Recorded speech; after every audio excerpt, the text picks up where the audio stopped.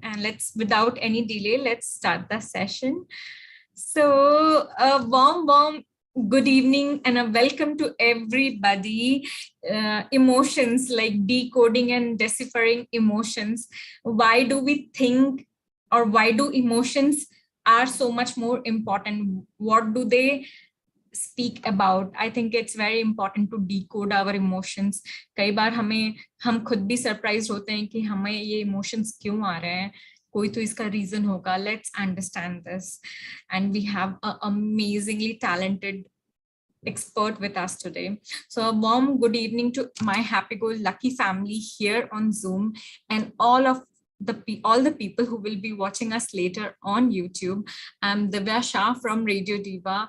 एक छोटी सी attempt, एक humble attempt, which we started during first lockdown to reach out to each other, to create a space which is non-judgmental, which connect with each other, and which, you know, where we can evolve as human beings. So now the space has evolved into a platform which is dedicated to create awareness on important mental health issues, the way we are having a discussion tonight, and on important self-growth topic.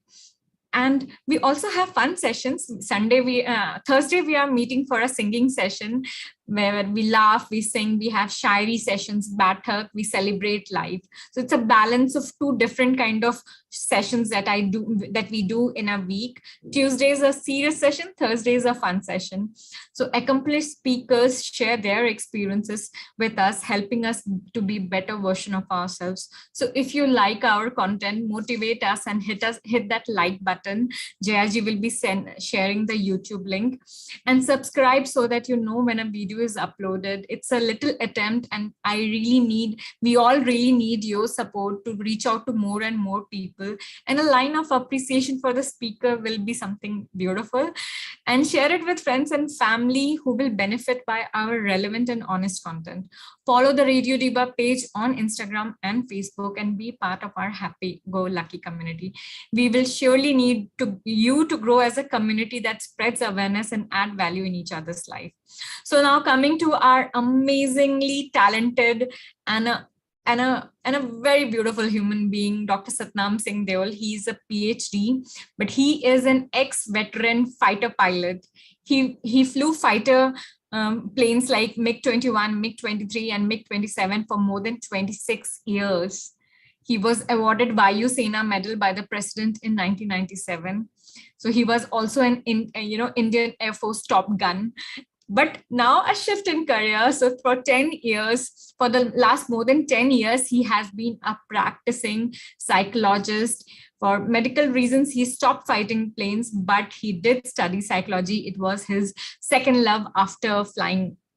And now he did his master's, he did his PhD. He is additionally a master practitioner of NLP, of clinical hypnotherapy, of fertility and conception technique advisor, past life regression therapist. He has his own clinic in Gurgaon, and I can't tell you how he has become a family to me. He has been, from the time Radio Diva started, he's literally having our backs. And he is always there for us. Whenever he comes up with the idea, okay, let's do this topic, Divya, it will help people. So with pure that intention, he always comes up with some amazing topic or the other. And I'm feeling so privileged to have Dr. Satnam Singh Deol with us. And I can't tell you, this topic, I think, it's very important that we understand this topic, but at the same time, it's amazing that you are here. So yes, Satnamji. So you are not able to unmute. So, okay. So I will unmute you. Yes, now I think you can. Just try once. And yeah, now it's very own platform, Satnamji. Okay. Thank you, Divya. Thank you for your kind words. And it's always a pleasure to meet you and all the members. As some of my very close friends are also here. I can see Anas. Thank you, Anas, for being here. And Kemiji. And a few I can see. Thank you all for joining me here. This topic as such, emotions is something probably is not studied that well. I'll tell you, since I handle marital emotions and marital discords, one thing very commonly that I observe whenever a couple comes to me and out of the one of us has been cheating, normally it is the husband in majority of the cases. The wife is constantly asking, how could he do this to me? How could he do such a thing? We had such a beautiful life. Why did he do it? And is looking at me for me to give the answers. Sometimes I look at husband, can you tell her why did he do it? And thereafter, she is going through a tremendous mix of emotions. Anger, one, frustration, helplessness, anxiety, maybe guilt, even jealousy. So it's a mix, a bundle of emotion that she's going through. And asking somebody from the outside to tell her why did her spouse or his spouse did what she did. She can keep asking this question for the rest of her life. She may not get a relevant answer. But she always has one friend with her right from the day that she was born till the last moment here. That is her body and the mind that has lived along with her, knows every experience that she's gone through, all the phases of life that she's gone through. It knows her dreams, her mind, her thoughts, her futures, whatever she is keeping to herself goes on into the mind. And taking all those features into consideration, based on her value system and what she believes, it tries to convey the true meaning, what she needs to know. Unfortunately, when Creator created us, he didn't have any specific language in mind, how our body or mind can speak to us. And so he devises method of emotions. Feelings and emotions are the ways in which our system, body-mind combination, tries to speak to us what is needed. For example, I'll tell you, when the body needs water, it makes you feel thirsty. You go and drink water, the thirst goes away as easily as it had come. Let's say the body needs nourishment, it makes you feel hungry, so you go looking for nourishment. And similarly, when it needs rest, you probably feel sleepy, go and rest. So body conveys what it's needed to you to remain healthy, happy, safe in the ways of feelings and emotions. If we act on them, the physical needs we definitely act. Like when you feel thirsty, we go and get water. But there are other emotions which sometimes we don't act on and sometimes we don't get the real meaning of. Let's say in the case of the wife, she was having a mix of anger, anxiety, guilt, helplessness, and all things. Those are the emotions that body is trying to give her all the answers that she wants. Right from outside, she's getting all the answers. If she could isolate each emotion and really check what is that emotion trying to tell us, actually she will get all the answers. Our body is very blunt in telling us and what is needed or what needs to be done. I can't say all of them are easy to accept, but at least body is very straightforward, knowing you because it knows you very well. And that is a topic that I'm going to cover today. What do our emotions or what are they trying to tell us? And now, the importance of emotions has not been known from earlier times. It came into prominence a bit late. 70, 80, 90 years back, normally people emphasize on intelligence. They thought intelligence is everything, and intelligence is what makes a person successful everywhere. Now, intelligence is the way we can absorb information and use it to solve problems. Hence, they studied and they created tests to measure intelligence. And they realized even in schools and colleges, when they tested the intelligence of students, the people high on intelligence, and later on they started calling it IQ, quotient. High IQ were the ones who were doing well because they were able to absorb information in the classroom and use it to solve the problems or whatever questions they came. And this is how it was.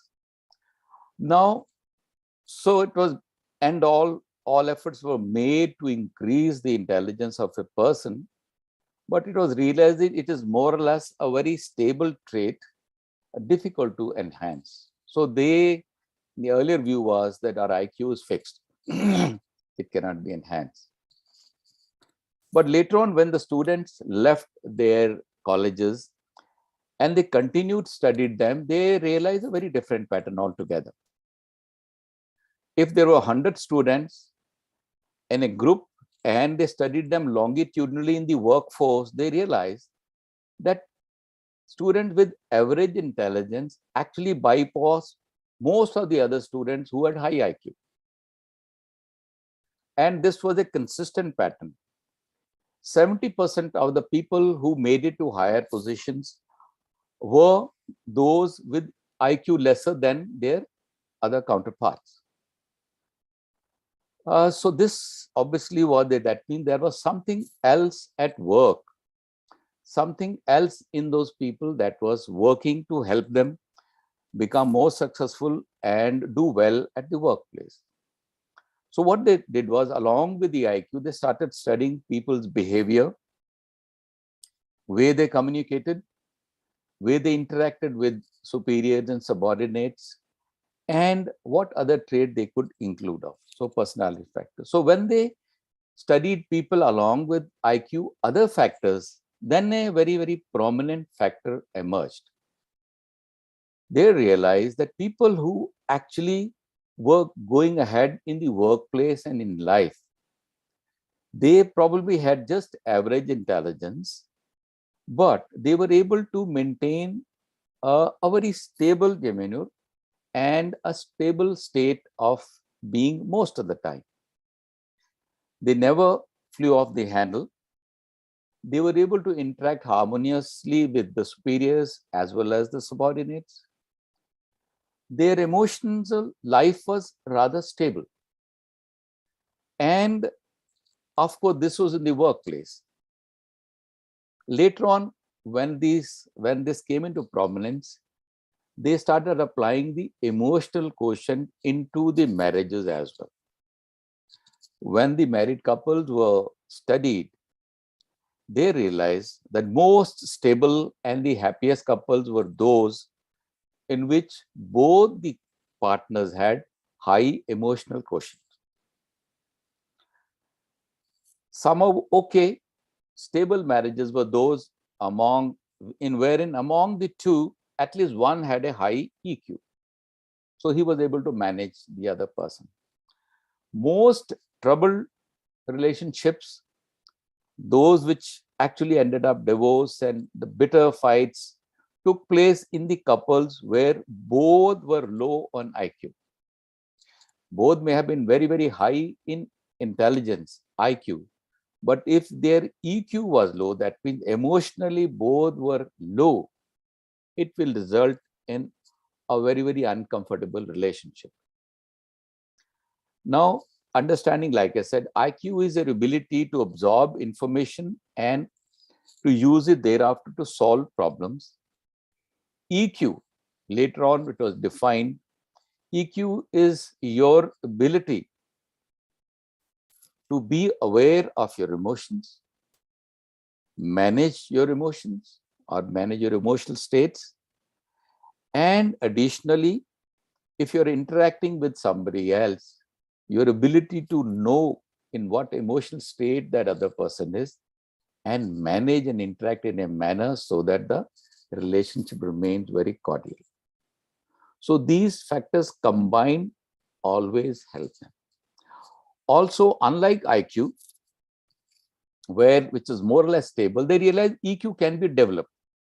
A person on low EQ actually can be trained, made aware of, and he can raise his EQ content considerably. Another study I would like to refer to you was studied by the UCLA. Earlier, they used to ask people, why are you successful? And people will give their opinions. And when they were collated, they realized that actually it's not really fitting into the criteria of success. So they decided to do a different experiment altogether. They took about 700 students who were passing out of the university, and they selected another 700 children from very poor families, from the slums literally, and decided to study them longitudinally. That means let's see what happens to them over a period of time. And they didn't really ask them, why are you successful? They studied all factors to see what helps them. Out of these various people, from maybe from the college students went really down the drain, some people who are from the slums really climbed the ladder of success. And the whole aim was to find out what is the single factor, or what are the few factors that make a person healthy, happy, and live a long life. When the data was analyzed, consistently only one factor came up. And they realized that only those people who have got healthy relationships are the ones who live a long, healthy, and happy lives, period. There is the present director of this study, Dr. Robert Waldinger, has given a TED talk. It probably, if you listen to it, those probably 15 minutes could be one of the most illuminating 15 minutes of your life. Dr. Robert Waldinger, What Makes a Good Life? That is the name. Now, when they realized what are these healthy relationships, the couples who are living long, healthy lives, underneath maintaining healthy relations were again high emotional content. That means they had a very high emotional, you would say IQ, EQ, quotient. That means they were able to manage their emotions very well, and hence the prominence of the emotions as part of our life. Now, we have emotions at various levels. You'll find even as you go through life, in most of the conflicts, whether it is your interpersonal or with the children or various people, underlying any of the other values that you may have or reasons that you may have, mainly it is the emotions that trouble you. In my counseling, many couples, when they come, if I ask them what is the problem, husband or the wife, they will say he doesn't understand. And what she actually means or trying to say is he doesn't understand my emotional needs. If the partner understood her emotional needs, he'll be able to fulfill them. But many times, neither is she able to convey it properly, and neither is the other person able to understand. And hence, this problem continues. So today, what we're going to cover is, I'll take emotion one at a time and see what do they mean and what we can do about them, right? Okay, so Deva, was that okay? Anything else you want me to cover? Deva is very studious on this aspect. Yeah, I mean, so much too. I'm actually making notes, how to make a good life. I mean, I'm going to watch that 15 minutes for sure. Which doctor did you mention, Doctor? Dr. Robert Waldinger. Robert, Dr. Robert Waldinger. W-A-L-D-I-N-G-R, Dr. Waldinger. He is the present director of the study, which is still continuing, and they plan to continue studying it more and more. The numbers are increasing, but finding consistently is only this, that good and healthy relationships make you live very, very enjoyable, healthy, and long life. So Nothing is this else. the Harvard study which started in I think 19 something, and still now they are, they are studying those people, and they found, director of Harvard's adult development study. Yeah. This is the 1938 study of adult development. Yeah. Yes, so I read about it, and I found out people who have good relationships are who have a social life, who have great cushion of friends, family supporting them. They have a longer life. They are happier people. Yeah. And what is going to make that possible is a very high emotional quotient. That means the ability to manage an emotion. And that is the basis on which you have healthy relationships, and that leads you to a healthy and happy life. Right. Okay. Thank you so much, Dr. Manish sir, for sharing. And yes, absolutely. I think I should live long. I think the entire group is going to have a very healthy, happy, and very long life. Don't worry. Absolutely. So let's learn the tricks. Yes, Dr. Deol. Okay. So there are many emotions that we go through. Let's take first is guilt. I've covered, which was very obvious. When you feel thirsty or you feel hungry or sleepy or anything, let's take first emotion, that is guilt. Let's say, take an example that everybody is working from home. There is a family, wife is in her own room working from home. Husband is also in a very, very tense, let's say, meeting in which he's having a very heated discussion with somebody. And their son, maybe let's say he's 8, 9 years old, is doing his own homework. Let's say the son suddenly, he's trying to solve a sum, he's not getting the answer. He comes running to his dad's room. He said, "Dad, hey, can you tell me this?" Now, dad is already in that highly agitated state. So he doesn't like this intervention, and whatever irritation he had on the somebody with whom he was interacting, it comes down onto this poor guy. He yells at him, "Have I told you not to interfere when I'm working, and get out from this place?" And really shouts at him and talks him down. That young child, poor guy, actually with all his excitement dying down, really half crying, goes back to his room. He's really wondering what happened, and maybe he starts crying. Let's say after some time, when the meeting is over and when the things have calmed down, the father, in a normal sense, if he was a normal human being, let's not take whether mental disorder is there, he'll start feeling guilty actually. But what did I do actually? If the meeting is important to me, and probably that homework was equally important to him, and he innocently came. And I think the way I shouted at him was very bad. And he'll start feeling a sense of guilt. See what kind of a father I am.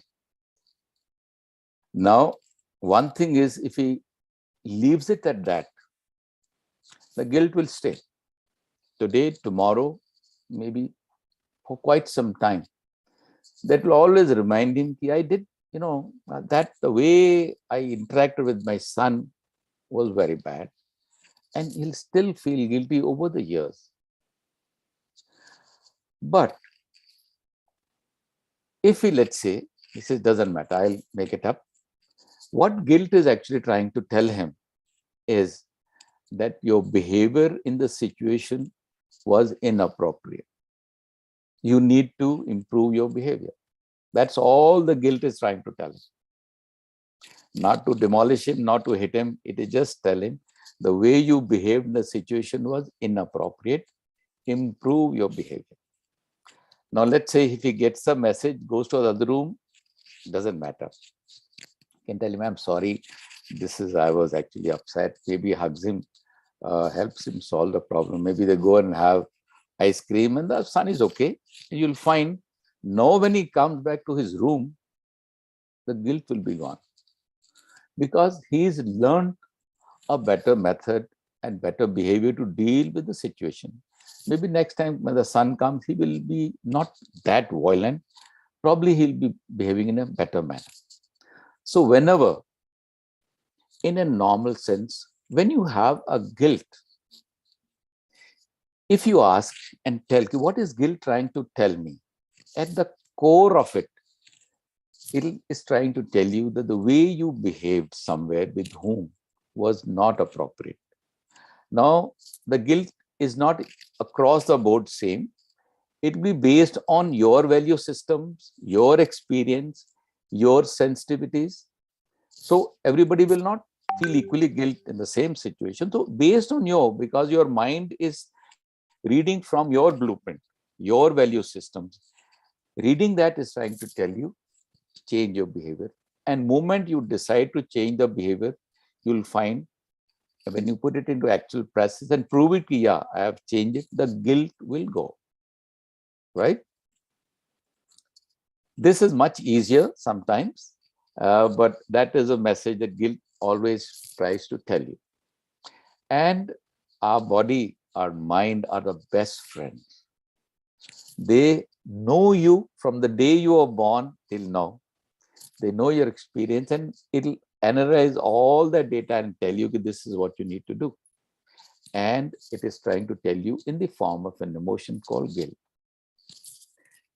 Right, let's take second, a very common anger. We get angry very easily. But anger is again not something externally what is happening. Yeah, that is a trigger. All these emotions are based on some trigger in the environment, interact with us and something happens. So let's say, okay, I think let's take the example of children, exams and the results actually make people very angry. Let's say you have two children. One of them is always getting 90 plus. The other, whether you want to make him younger or elder, is always getting somewhere around 60.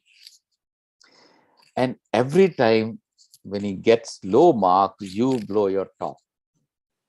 Maybe get angry, maybe even beat him, or once in a while lock him up and really demolish him with all the criticism and the cutting word that you can do.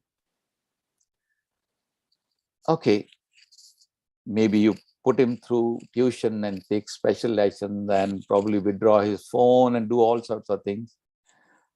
Let's say again, next result, maybe 60, again to 62, 65, back to the same range. Again, when he shows you the reporter, you're extremely angry. It can keep happening consistently. You can keep telling that child, मैं एक बार, मैं 10 बार, मैं इतनी बार बोल चुकी हूँ कि तुम ये क्या कर, वो क्या कर, लेकिन तुम नहीं करते हो. And same 60. Why can't you look at your, other sibling and neighbor and X and Y, Z? Let's say, and every time you become extremely angry with his low mark. Same thing could happen in workplace where an employee is not really pulling his weight, and every time when he puts in his work, it is shoddy, not done, and again you get extremely angry with this guy. Now, although you're getting angry, anger is not emerging from somewhere else. It is emerging from within you. It is emerging from your body system, which analyzes the situation and is trying to tell you something. What it is trying to tell you something is, one, that there is a large difference between what you expect and what the reality is. In the case of exam, let's say marks, your expectation is he must get 90 plus. But the reality is he's getting only 60. And that is upsetting you and making you angry. Solution lies in accepting the reality. If you keep fighting with him, trying to pull him up to 80 plus 90 and getting more and more angry, probably he'll get more and more disheartened and probably may not do well, neither here nor subsequently. But anger is trying to only tell you one thing, that accept the reality the way it is. The moment you accept, yeah, my child, his intellectual capabilities for the time being are only 60%, to get only 60% marks. Moment you accept that reality calmly, then you'll find a new window will open, wherein rather than beat him for being at a low standard, you will accept the standard at which he is, and maybe incrementally 1, 2, 3%, maybe ask him why you're getting, what is the issues and how can I help you. Then a window of opportunity will open up. But the first requirement is you must accept the reality calmly the way it is. Same thing probably could be in an employee where you blow your top. because you expect him to perform at a certain level, but his performance is way low. Anger is only trying to tell you that there is a large difference. Accept him at the level that he is. The moment you do it, next time he comes into your room, you'll know कि ये यही इसी level का है. Calmly asking him क्या है. Maybe make some correction and tell him उधर करो. And maybe next time you'll give him a job that is only suitable to him. And you'll find suddenly your life starts smoothing up. I don't say that all the items at which you get angry are very easy to accept, because sometimes there are other factors in which you're saying, yeah, I cannot accept this. That is the problem that you have. But the solution lies only in accepting the reality, and that's what your anger. Small disparity, little bit of anger. Larger the disparity that you have between your expectations and the reality, anger will be large. That's it. Yeah, Divya, you're telling something? So I have a question, but before that, Manish said, do you want to ask your question on your own? Satnam, that was wonderfully explained. But then the usual justification that many of the angry young men give is that probably this anger and the reaction is probably the way to change reality. And therefore, this is unacceptable. And therefore, how do you accept the unexpected? Okay. So see, his method, probably he's trying out, with my anger, I can change the reality. I say, okay, use it, but first accept the reality the way it is. I don't know whether anger has really changed any reality, but if he lets go of the anger, accept the reality, I think he'll find many other methods to change the reality. We are all trying to change the reality, but anger is only trying to convey him a situation. This is where it is. We mistake it for a different reason. He's like, we may say, I mean, a mother may say, he's trying to irritate me. That's why he always gets low marks. He's a disobedient guy. That's why he doesn't. So he's reading wrong, I mean, probably not correctly, the anger. If she accepted what anger is, I'm not saying it is very easy to accept the reality many times, but solution lies there. The day you accept it, you'll find it's like a, sliding door with, but it comes down to a certain level, then the window opens. Once you accept calmly ki ye abhi situation aisi hai, maybe I need to find methods to improve it other than anger. Okay. And there are times when I generally never get angry. But there are times when, there is an anger without a reason. How do you decipher that? Okay. When you firstly, earlier also, say, for example, I'll give you one instance. Yesterday, angry on Elena. I never get angry on Elena. So she kept her pen open. It was open overnight, and I know by now it would have dried. And I don't know why I never get angry, and I got angry. And I was like, this is not me. Why did I get angry? So, the same reason you have not been angry before, but today it's making you angry, and you are trying to understand why is it making you angry. Okay. See, a lot of factors come in. Again, expectation, that you didn't expect her to put the pen. Maybe earlier she was younger, so probably said now she's old enough, now she should be able to know. Maybe, your value systems and your ideas keep changing, but it always will be that you expect things to happen in a certain manner. When they don't happen in that manner, anger is trying to tell you that there is a difference. Now, first, you'll have to accept that she is careless and she is leaving this for whatever reason. Now, if you ask her, kya hua, kaise hua, maybe you can work out some method so that it doesn't happen. But anger will not help you solve. Next time, probably if she's kept it in the morning, she said she'll throw it in the dustbin. Ki, Mummy nahi pakde, but she will not. No, I did not say anything to her. I was angry, but I did not say anything. Later, when I asked her, don't you think it's bad? I mean, should we waste a pen, we should let pen dry like that. There are so many children who doesn't have stationery. You have everything. She, the explanation she gave, the pen was very old, so we can, it's okay even if it dries. I was like, I'll give you one on your bum. Okay. Yeah. So yeah, if you see, I mean, whenever you get angry, rather than see from outside, what are these factors which are trying to make why I'm angry about? If you just ask yourself one question, what is the anger trying to tell me? What is the difference between my expectation and the reality? If you just give even a couple of seconds, you'll find the anger you'll get to know the actual meaning there and then. And it'll help you, get over the anger, because then you are operating on a very different, suddenly your mind will change, right? Right. Actually, there's one more emotion that we face. So, we in our life are confronted with relatives or with, colleagues. पहली बार मिलो वो अच्छे नहीं लगते. And you just have a tendency that, there's something that you don't like about the person. And then you find it very difficult to gel well with that person. What is that emotion telling us if we don't like a person? First, you don't get those good vibes. You just want to, you want to avoid that person, but you have to work with that person, or you have to live with that person. It can be any of your family member, it can be any of your colleagues. ये वाला emotion क्यों आता है when you first instance you don't like a person?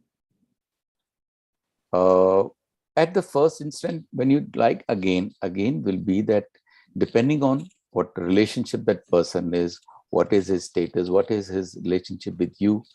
Again, you probably expect him to behave, talk, and treat you in a certain manner. Or you already anticipated that this guy is not up to what I feel should be a good person, or a person who's worth interacting with. Again, you'll find there'll be disparity. Now, accepting the reality, firstly, if you accept ye hai aisa, he is not as per what I probably want him to behave or act. Maybe he gossips, maybe he picks up, he only comes to probably. If you generally, first, of course, you should know what emotion you're going through. So that takes time. You should be able to sense, is it anger, is it guilt, is it jealousy? Because sometimes you have a mix of emotions. Now, each one in turn will be trying to tell you something. So if it is anger at him, irritation is also a form of anger, because maybe it is a lesser, disparity between what you expect and what should happen. Slightly upset is again another form of anger. So these are the sub qualities of anger. I'm taking a general thing wherein you find that reality is irritating you or upsetting you. So if it's a subset of anger, if you see, what is it that I'm expecting, and in what way is this guy not conforming? Firstly, if that is the thing, accept the reality the way it is. Now, it'll give you a window will open what to do with this guy, whether to stay away from him, whether to take him separately, tell him, Aaj don't behave like this, I'm letting you off. You'll find suddenly a solution will come. Right? And so there's a question. Okay. So much. Yes, okay.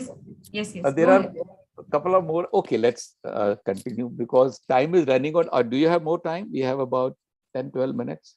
Yeah, we have 10, 12 minutes. And we have a question also, Dr. Deol. I think I asked my question. Okay, so knowing one's emotion is important, or that of the other with whom we are dealing. So whose emotion is it important to know? Our own or the person with whom we are dealing? Actually, it is both are important, because the interaction is, let's say you want to interact with somebody, another person is extremely angry with you. Now, if he's angry with you, obviously you have done something. Now, rather than say he hates me, ये तो है ही ऐसा, then you really haven't taken you have never really given a meaning to others' anger. Because you have taken a different meaning already. ये है ऐसा, इसका nature ही ऐसा है. Either he hates me, or he's getting angry because he's got some other exterior motive, or whatever that is. But if somebody is speaking to you in an angry tone, or he's upset or something with you, rather than throw the thing at him and give a personal remark, ये है ही ऐसा, just try on your own, why is he angry? What is it what does he expect of me, which I have not done? Where am I as far as his expectations are concerned? Okay, husband wife में भी देख लो, लड़ाई क्यों होती है? Let's not go into the boss and this thing. वो कुछ बुला होता है, okay, ये very common होता है, birthday भूल गए. When he comes home, the wife is really angry.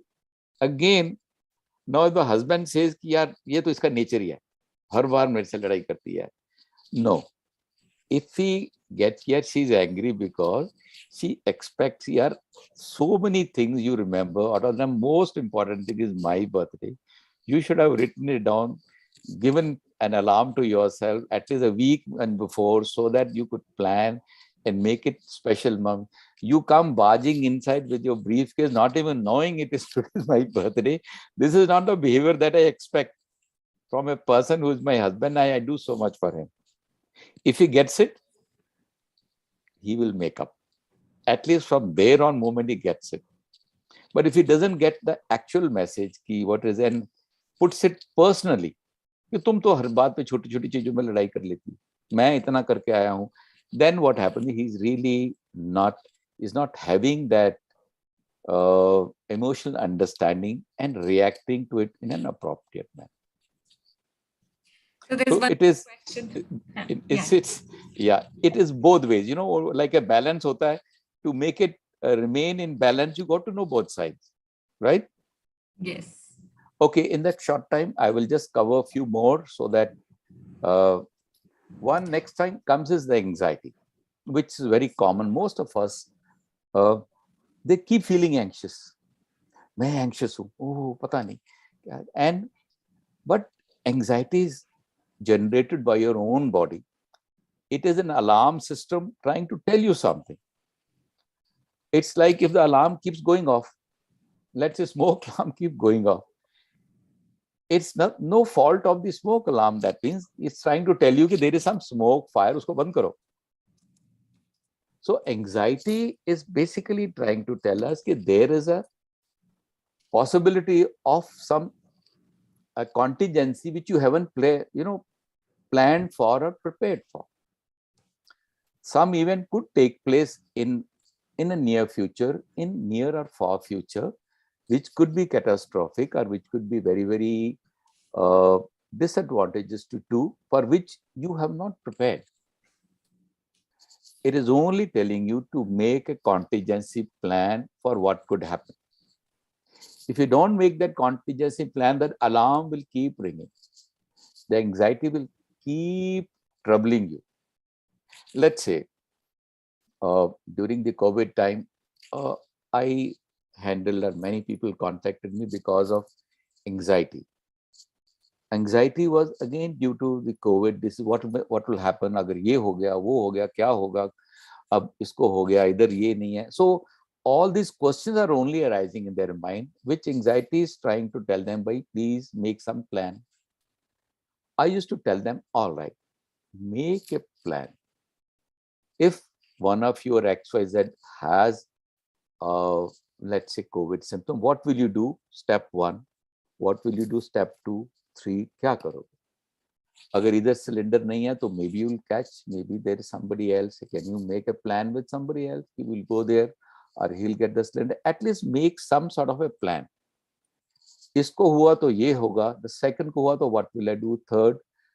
Once they made a plan, then what happens is your mind and body is not separate, hiding somewhere. It is their part of the plan. It is going along with you. Okay, you may have catered for about maybe 60%, 70% of the contingencies that could occur. Utna anxiety reduce हो जाएगा. I told them, even take the worst case, that you have a COVID and you die. Fine, make a plan still. Write down all the passwords to various things. Seal it. All the other things that need to be done, which you keeping very closely guarded. Maybe you need to make a will. Fine. At least तुम्हारा fear तो ये तो नहीं होगा मैं मर गया क्या होगा इनको तो मेरे को bill भी नहीं देना जाएगा. My password is here. My account will get locked up. My so many things will be actually get locked up, and they will at least make a plan and keep it there and tell everybody, if something happens to me, the sealed envelope is to be opened only when I die.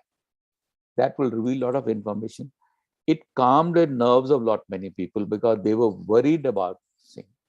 So anxiety is only trying to tell you that there is a situation, uncomfortable situation or a dangerous situation that is coming up.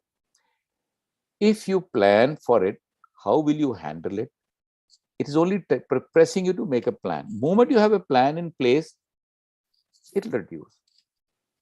Let's say you're walking through a dark area, maybe, let's say, and anxiety will definitely start up. What happens if somebody get mugged?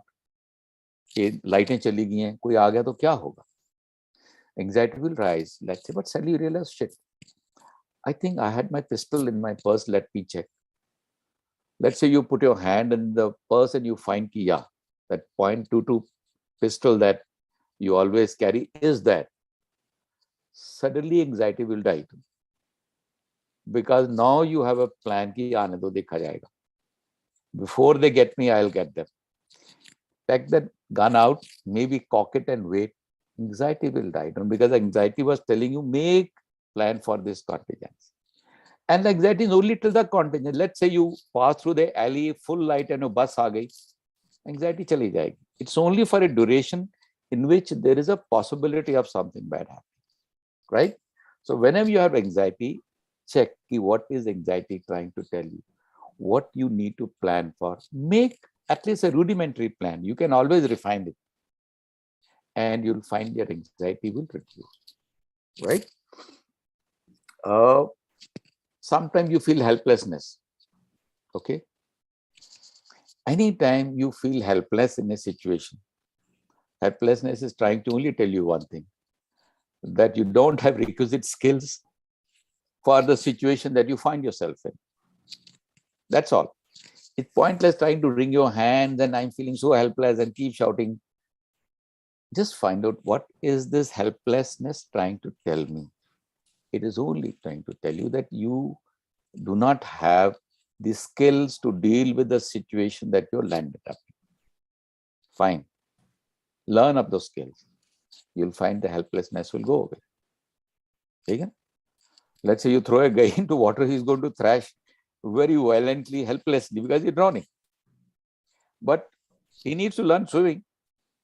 Now he learns to swim and next time he jumps into water, he doesn't feel helpless. So he's learned a skill. Sometimes you may land up in a situation, you don't know how to handle somebody X, Y, Z. You feel very helpless. Oh, aise aa gaya, or aise aa gayi, I didn't know what to do. So learn what to do and you'll find helplessness will go away. I thought I'll cover jealousy. So that's a very common one. Because people again, underlying jealousy, they get a different meaning and all sorts of things happen. Whenever you have a tinge of jealousy,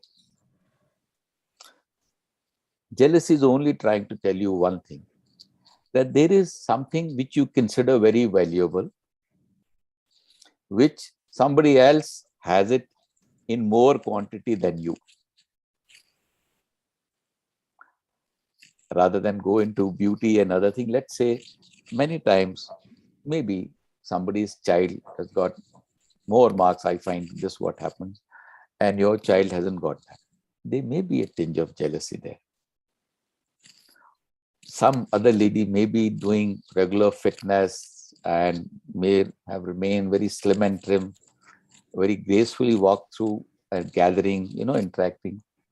Maybe if you're not really looked after yourself and lost your figure or looks, You may also have a tinge of jealousy because clothes fit on that person very well.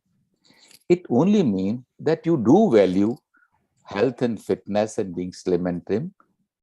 In a relative sense, on a scale of 1 to 10, if you have 2, somebody else has 4. All it is telling you is acquire. Acquire what somebody else has more. Get back, that's all.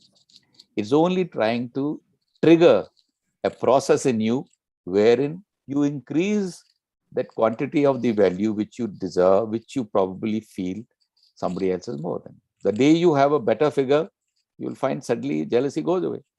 Because today you have something which you value in better quantity or in more quantity than XYZ getting. Right?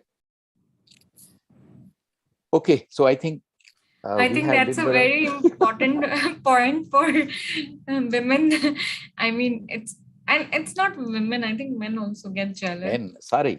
Yeah, everybody. I think everybody at some point or the other we get jealous, and I think it's a very important aspect that you have shared, Satnamji. That when you are jealous, that means you value that thing a lot, and then I think you should acquire it rather than just sitting and being jealous about it. Oh yeah, and I mean, if you get the right message, you will get down to acquiring it. But most of the time, you don't acquire it, but you demolish the other person in other ways. Let me remove. Right. It doesn't need to be a negative thing. Guilt, jealousy, anger. They are trying to talk to us, and we need to understand why these emotions are coming. I think it's fantastic, Satnamji. All the emotions you have literally decoded it for us. Yeah, it's so thank you, Deva. And if somebody Satish has a question. Okay. If I go with a stand of understanding my emotions and accommodative always, will others not take advantage in professional context? Where should I draw a line? Don't draw a line anywhere. Understanding emotions is your understanding of the situation. You are not bending to somebody else's, let's say, you're not being non-responsive or you being very submissive. In fact, you are being a superior person because you are in control of the situation. You not only understand yourself, you also understand. It's many times when you sit in negotiations, you have a lot of capacities and capabilities and knowledge which the other person doesn't have. You feel superior. And you feel that you can, I will not say manipulate, but I suppose you can get better of the situation. Maybe if you understand, you will be more into win-win situations.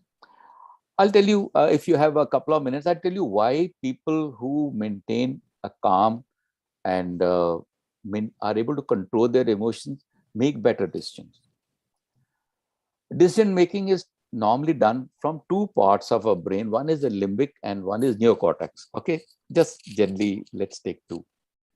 A limbic brain, when gets activated, we are in an emotional state, it gets activated, and its only purpose is to make us decide either decision to survive, that is fight, flight, freeze. It'll give us an option of anything. Either it will make us fight to survive, or flight, bhago, or freeze. Other parts of the brain during that situation, when you are in an emotional state, actually get cut off and they are not available. The neocortex, which is a thinking part, is not available to you if you get into a highly emotional state. Even our Indian Penal Code accepts it. The fact that in a highly emotional state, if somebody has committed a crime, they say he was not in his senses. What he means is that his limbic brain was most active. He did something, other faculties were that time cut off. This is what happens. You must have realized many times in an angry state, you say things and do things as if that's the kind of person you are. But when you calm down, when the neocortex again is like a hard drive getting reconnected to you, then you realize that why did I do? How could I do such a thing? But this is where we are.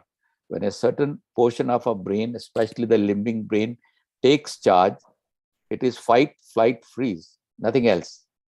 Rest of the thought process, which are in neocortex, which is the modern brain, gets cut off that time.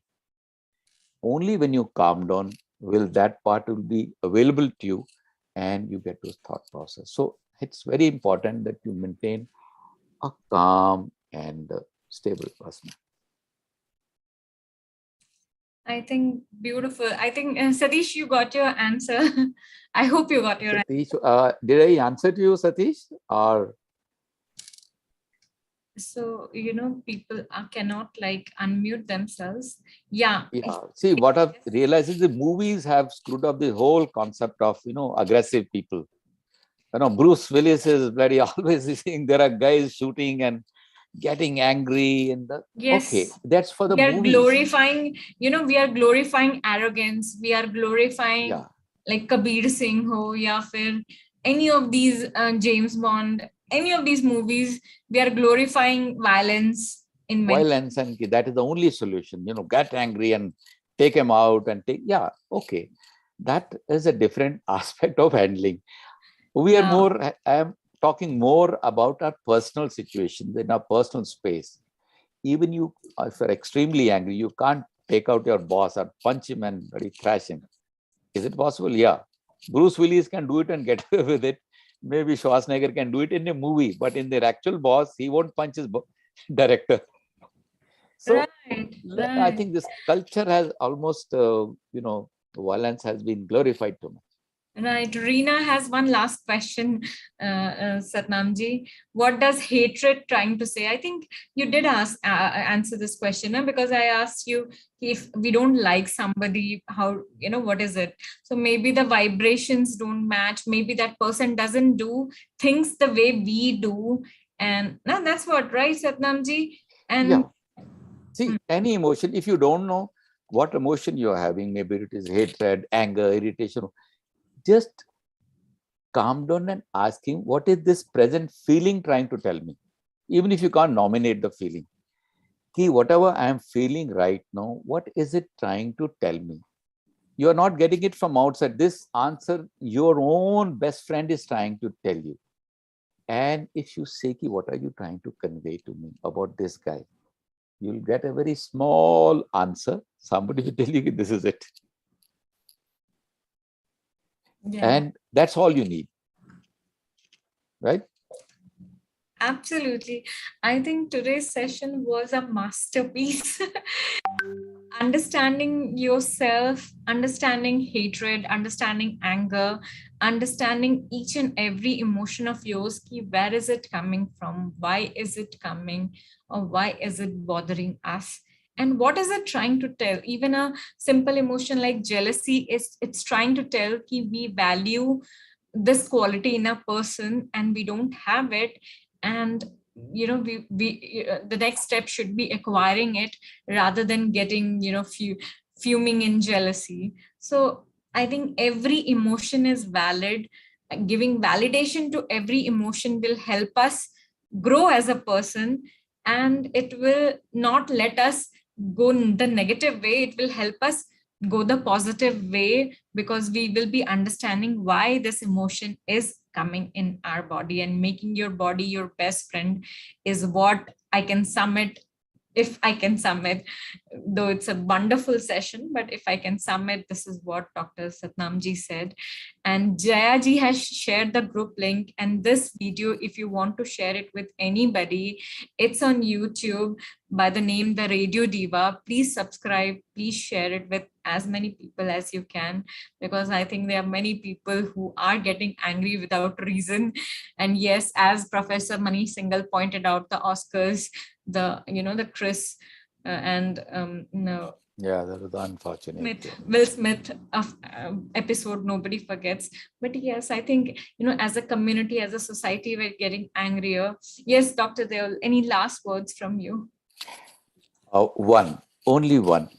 Whenever you feel yourself, emotions arising, check it there, rather than live through it and later on say, what was it trying to tell me? Now it is, the battle is over.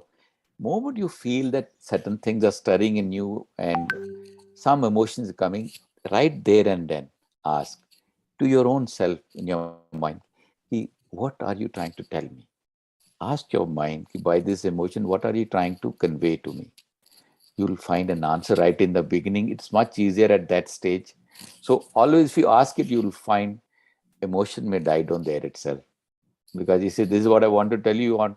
You're asking me right in the beginning, this is what I want to tell you. Emotion may not go further than that.